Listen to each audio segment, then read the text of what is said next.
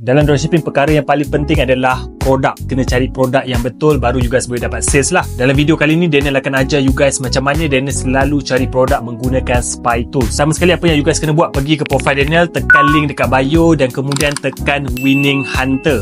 Apabila you guys dah berada dekat dalam page Winning Hunter, pergi kepada bahagian Facebook Advertisement. Dekat bahagian sini you guys akan nampak banyak sangat filter. So ikut saja Daniel punya filter. Countries ni you guys kena letak USA, United Kingdom, Australia, New Zealand dan juga Canada. Seterusnya website you guys pilih Shopify. Language letak English.